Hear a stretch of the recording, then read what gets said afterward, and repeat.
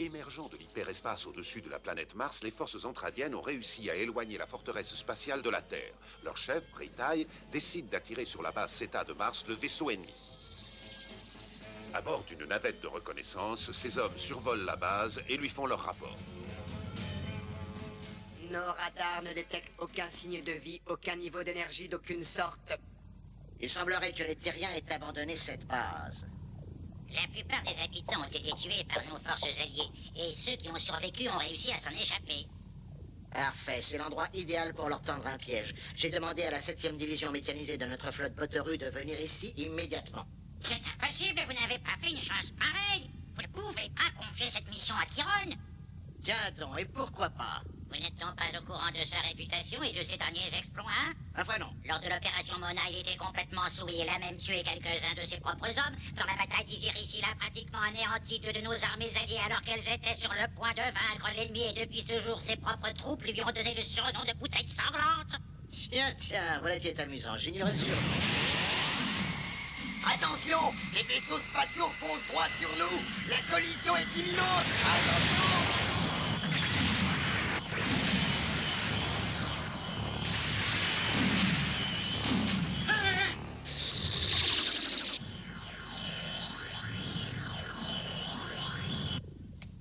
C'est encore un mauvais tour de Chiron. Je vous avais prévenu, il manque totalement de discipline. Commandant, la 7e division spatiale mécanisée est arrivée. Nous sommes prêts à exécuter vos ordres. C'est moi qui ai gagné. Nous avons touché 4 vaisseaux. Tu avais parié qu'on en aurait seulement 3. Alors t'as perdu. Tais-toi, imbécile. Tu ne vois pas que je parle avec le commandant? Quoi? Oh, pardon, je vous avais pas vu. Chiron, tu ferais bien de faire attention, sinon je te retire le commandement de la flotte Boteru. Tu sais que j'en suis capable. J'ai une importante mission à te confier. Je n'ai pas de temps à perdre avec tes enfantillages. Très bien, commandant. De quoi s'agit-il? C'est très simple. Il y a une base déserte sur la 4e planète de la galaxie. Et je veux attirer un vaisseau ennemi sur cette base et le neutraliser grâce à des mines magnétiques. Je veux ensuite que tu interviennes sans trop l'endommager et que tu captures son équipage vivant. Attention, des vaisseaux ennemis s'approchent de nous.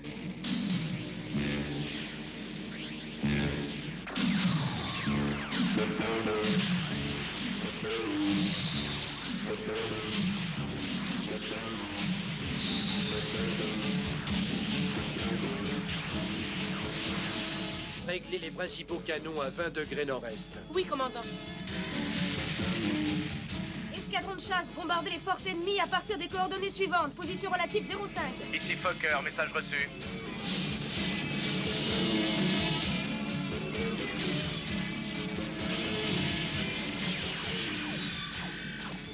Oh! Échappée belle.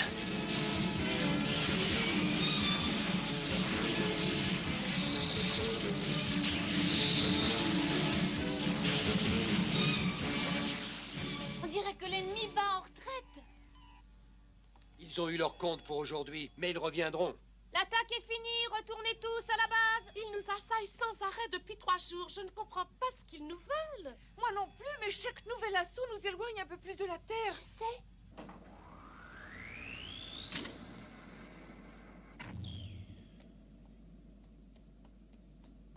Rick, attends. Tu as l'air fatigué, mon vieux. Oui, ces batailles quotidiennes m'épuisent. Je crois que cette fois, ils ne reviendront pas de sitôt. Tu devras aller faire un tour en ville et te distraire un peu. Et voici les dernières nouvelles. Nous avons été attaqués par plus de 120 vaisseaux ennemis, mais nos 1er, 4e et 7e escadrons de chasse les ont tous détruits. Il n'y a pas eu de victimes et les dommages matériels enregistrés sont sans importance. Nous plus amples informations dans notre prochain bulletin. Bonjour, Rick. Oh, je suis contente de te voir. Tu vas bien? Très bien, merci. Qu'est-ce qui se passe? Tu n'as pas cours aujourd'hui? Oh non, non, ils ont fermé l'école dès que l'ennemi a bombardé la forteresse. Mais qu'est-ce qu'il y a? Ça ne va pas? Tu as l'air inquiet. Oh, c'est sans importance. Est-ce que tu as entendu l'annonce qu'ils viennent de faire? Oui, n'est-ce pas merveilleux? Nous les avons battus. Nous avons détruit tous leurs vaisseaux. C'est faux. Ils mentent. Nous n'en avons même pas touché la moitié et nos forces ont subi bien plus de dommages qu'ils n'osent le dire aux informations. Oh mon Dieu, écoute, il ne faut pas leur en vouloir. S'ils nous disaient la vérité, on perdrait tous courage. Ça ne sert à rien de se laisser aller. Allez, viens boire un verre avec moi. L'ordinateur me transmet de nouvelles données, mais je n'arrive pas à déterminer exactement d'où elles viennent. Elles viennent d'un point situé à 16 degrés nord de la base Zeta sur Mars. C'est impossible. Tu es sûr de ne pas t'être trompé? Oui. Je croyais que cette base était déserte. Les rapports de la dernière guerre signalent que toute la population a été exterminée. Oh. Il y a donc une erreur. Non. Pensez-vous, commandant, qu'il puisse y avoir des survivants? Oh, il y a peu de chance pour qu'il y en ait. Mais la base est très grande, alors on ne sait jamais. Tout est possible. Voulez-vous que nous allions contrôler? Il doit y avoir encore du ravitaillement. Quel est l'état du vaisseau? Nous sommes en mesure d'y aller? Oui, mon commandant, tout fonctionne parfaitement. Nous ne sommes plus à un détour près et nous aurons ainsi l'occasion de nous réapprovisionner. C'est d'accord, changez de cap. En route pour Mars. Le plan de Britaille se déroule à merveille. En changeant de cap et en se dirigeant vers Mars, le commandant Global tombera dans leur embuscade. De son côté, le commandant second, Lisa S., est torturée par le souvenir de son fiancé, Carl Rieber, qu'elle n'a pas revu depuis le jour où il a été envoyé en mission sur la base Zeta. Lisa, tu vois ce point lumineux rouge là-haut? Eh bien, c'est la planète Mars. Et c'est là que je m'en vais, la semaine prochaine. Tu veux dire que le transfert que tu attendais avec tant d'impatience est enfin arrivé? Oui, à force d'insister, ma demande a finalement été acceptée. J'aimerais bien que Mars ne soit pas aussi loin, mais partout autour de moi sur Terre, c'est la guerre. Tu as raison. Ici, on ne se sent plus en sécurité. Oh, j'aurais pu être un soldat. Mais je ne supporte plus tous ces combats. J'en ai assez de toute cette violence. Ce poste d'observateur sur la planète Mars me convient parfaitement. Mais promets-moi de ne pas le dire à ton père. C'est un secret entre nous. Oh, ne t'inquiète pas. Je ne dirai rien ni à lui ni aux autres. Je pense que je ne te reverrai plus, n'est-ce pas? Oh, nous nous reverrons, Lisa, le jour où la paix sera revenue sur Terre. Oh, j'ai une idée. Je vais m'engager dans l'armée et j'irai te rejoindre sur Mars. J'espère que tu pourras le faire. Car je sais que tu vas beaucoup me manquer.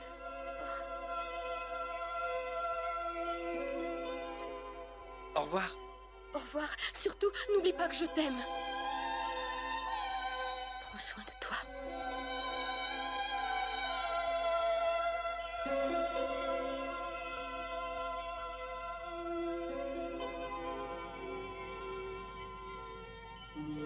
Lisa, envoie une patrouille en reconnaissance. Lisa? Oh! Qu'est-ce qu'il y a? Tu es sûr que tu te sens bien? Oui.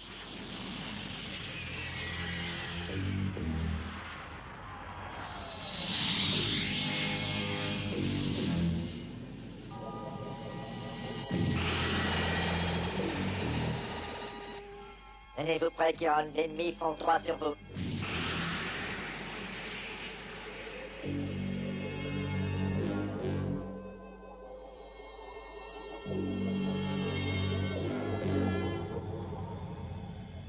Lentement, la forteresse spatiale s'apprête à atterrir sur la planète Mars, dans les bras de ses ennemis. Le vaisseau est en train de se poser. Ça y est. Il vient d'atterrir, mais malheureusement en dehors de la zone minée. Ne sois pas trop impatient, Gérard. Laisse-les venir, ils finiront bien par s'approcher de la base Zeta. Ils tomberont alors dans notre piège et seront faits comme des rats. Après s'être posé non loin de la base Zeta, le commandant Global décide d'envoyer un régiment de chars pour ouvrir la route, suivi d'estafettes destinées à rapporter le ravitaillement.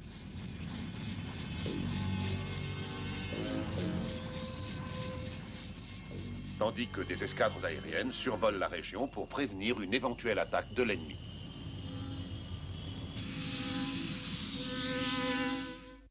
Ils ont commencé le chargement, commandant. Parfait, allons-y, remettons-nous en marche. Bien, commandant.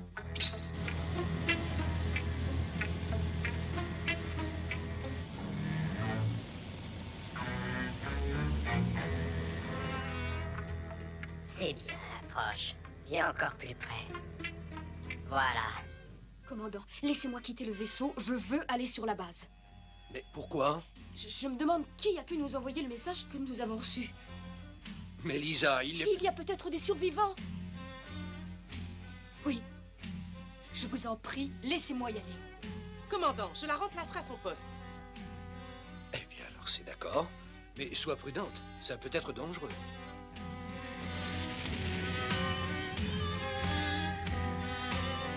L'ennemi rentre dans notre zone d'action. Encore un peu de patience, Gérard. Tandis que l'escadron de chasse survole la base, le personnel de la forteresse spatiale continue de charger le vaisseau en ravitaillement, inconscient de la proximité de l'ennemi et du terrible danger qui le menace. Dis donc, Roy, que dirais-tu si je prenais un jour de congé la semaine prochaine? C'est bizarre, tout le monde me demande un jour de congé la semaine prochaine. Ah? Vous avez tous reçu une invitation pour l'anniversaire de Min-May? Tu me croiras ou pas, elle m'a même invité. Oh, non! Hé, qui est-ce qui rit comme ça? Salut, Claudia. Mais où est passé le grognon que j'entends d'habitude? La personne dont vous parlez passe probablement en dessous de vous en ce moment. Ah bon? J'espère qu'elle t'a pas entendu, Rick.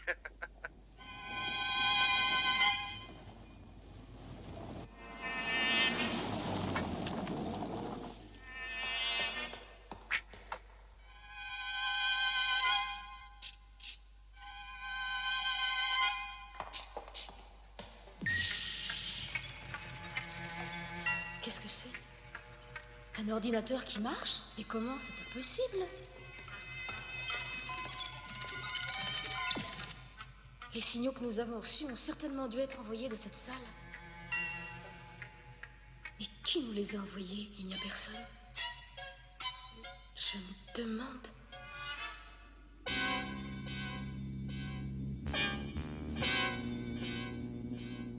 Alors, Jirao, elles sont prêtes, ces mines?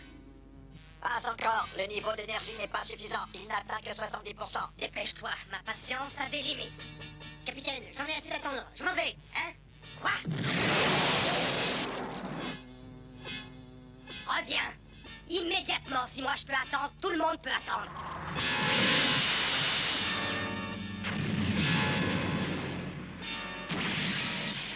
Bon, et maintenant, écoute-moi bien, petite tête creuse.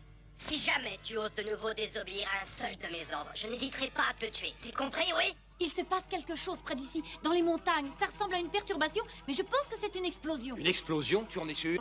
Claudia, envoie immédiatement une unité de reconnaissance. SDF-1 à éclaireur 207. Ordre de survoler la zone située entre 9h et 11h dans un périmètre d'1 kilomètre. Éclaireur 207 à SDF-1, bien reçu, terminé.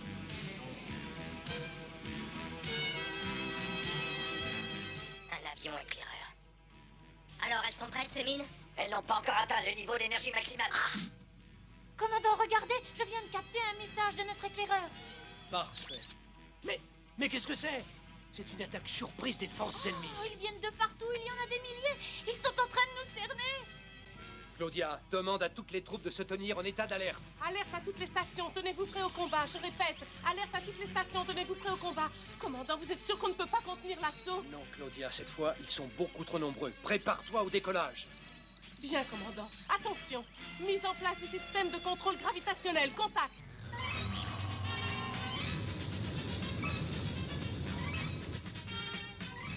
Nous n'arrivons pas à décoller. Le système de contrôle est en panne? Non, commandant, je ne comprends pas. Tout a l'air de fonctionner Ce normalement. n'est pas notre système qui est déréglé. Je viens de repérer sur notre écran quelque chose de suspect enfoui dans le sol. C'est peut-être ça qui affecte notre circuit. Dans le sol? Je ne sais pas ce que c'est, mais je suppose que c'est un piège tendu par les ennemis. Arrêtez les machines! Alors, Jirao, cette fois, nous y sommes, commandant Chiron. Les mines magnétiques ont atteint leur niveau d'énergie maximum. La forteresse spatiale est totalement immobilisée. Parfait. Maintenant, nous allons pouvoir passer à l'attaque.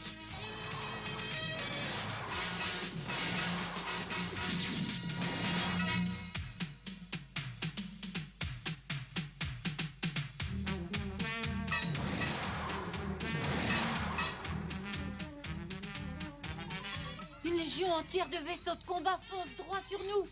Nos forces armées défensives sont déjà en place pour contre-attaquer, commandant. Mais nous ne pouvons pas les aider. Vanessa, donne-moi la position exacte de ce piège souterrain. Tout de suite, commandant. Il a été enterré à près de 3 kilomètres. C'est beaucoup trop profond. Nous n'avons aucun moyen d'y accéder. Nous sommes coincés. On pourrait de nouveau essayer de décoller en utilisant les 3 moteurs principaux. Tu as oublié qu'ils ne marchent plus. Ils ont été endommagés par l'attaque il y a 3 jours. Les vaisseaux ennemis viennent de franchir la ligne de la zone interdite. Et dire qu'on est impuissant.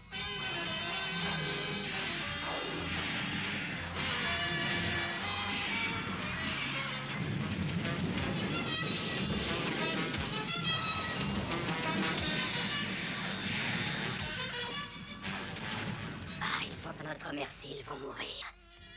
Commandant, la 6e et la 8e escadrille de bombardement ont été entièrement anéanties. rien n'est encore perdu. J'ai un plan pour faire sauter les mines gravitationnelles. Vous pouvez me dire comment on va s'y prendre? Je connais assez bien cette base. Je crois me souvenir que juste en dessous, il y a une chambre de combustion. Si seulement nous pouvions la faire exploser. Je vais vérifier. Je crois que ça peut marcher. Parfait, il n'y a pas une minute à perdre. Le commandant Ace est sur la base. Demandez-lui de chercher les commandes de la chambre de combustion. Bien, commandant. Vous voulez que je fasse sauter la base?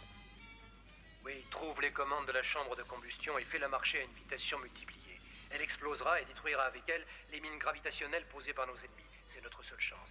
Lisa, tu es la seule qui puisse encore faire quelque chose pour sauver les 70 000 habitants de la forteresse. Si tu refuses, je serai obligé de tenter une opération suicide. Claudia, appelle Fokker. Non, attendez, j'accepte. D'après les données de l'ordinateur, les commandes devraient se trouver au niveau -1 de ce complexe.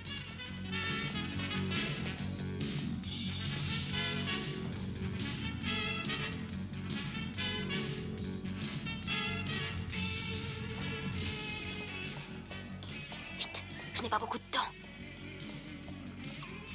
Ça y est, ça devrait marcher.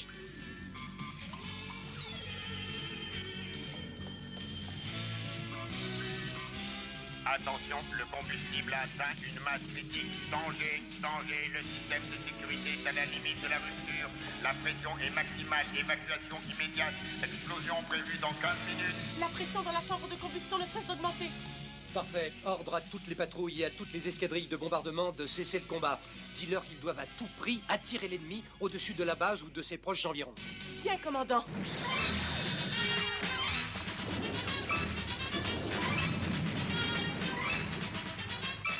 Qu'il va en retraite, ils ont peur, ce n'est qu'une bande de lâches.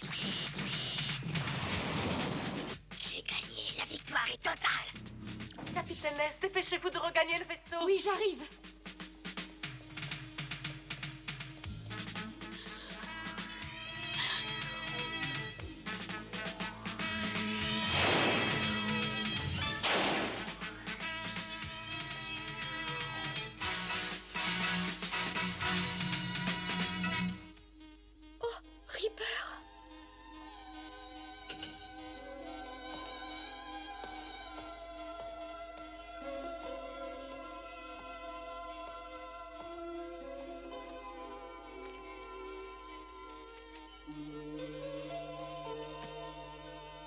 Mais où es-tu? Si tu savais comme tu me manques. Capitaine S. Répondez, s'il vous plaît, Lisa. La chambre de combustion va exploser dans quelques minutes. Réponds-moi. Elle doit être blessée. Demande à l'un de nos pilotes d'aller la chercher. Nous avons ordre d'aller sur la base Theta pour sauver le capitaine S. Rick, c'est toi qui iras. Moi? Pourquoi? C'est une mission difficile, il s'agit de la vie d'une femme, il faut faire vite, et tu es l'un des meilleurs pilotes. Je te remercie beaucoup pour le compliment, mais je ne suis pas certain que ce soit la vraie raison. Ne discute pas. Bon, d'accord, j'y vais et j'essaierai de vous la ramener saine et sauve. Attention, le combustible a atteint le niveau de pression limite explosion dans 5 minutes. Oh, Carl.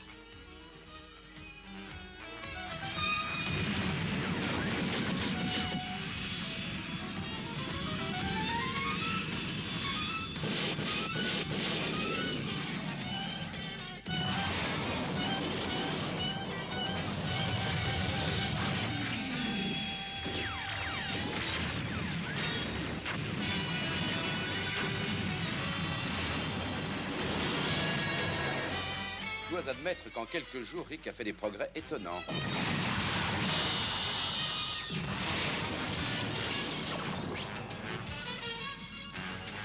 Voilà, c'est là.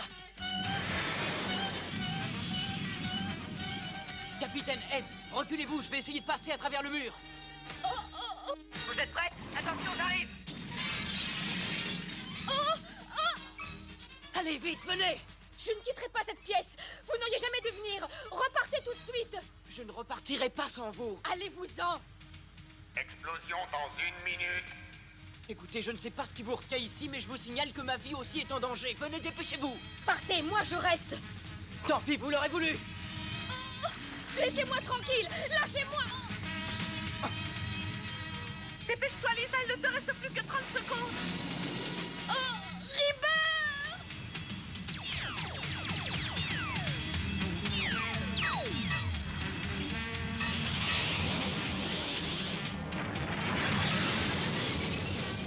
Qu'est-ce qui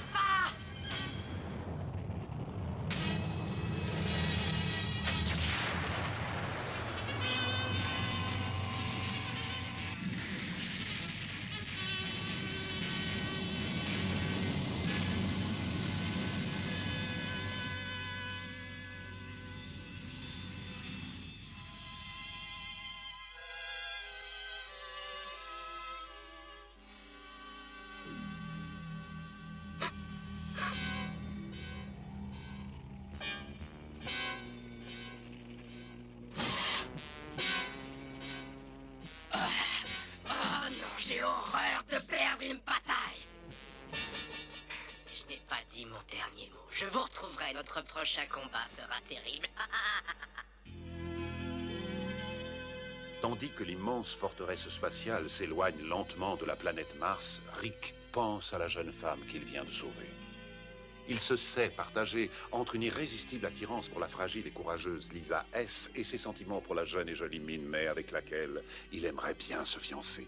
Alors, ne manquez pas l'anniversaire de Min May, le prochain épisode de Robotech.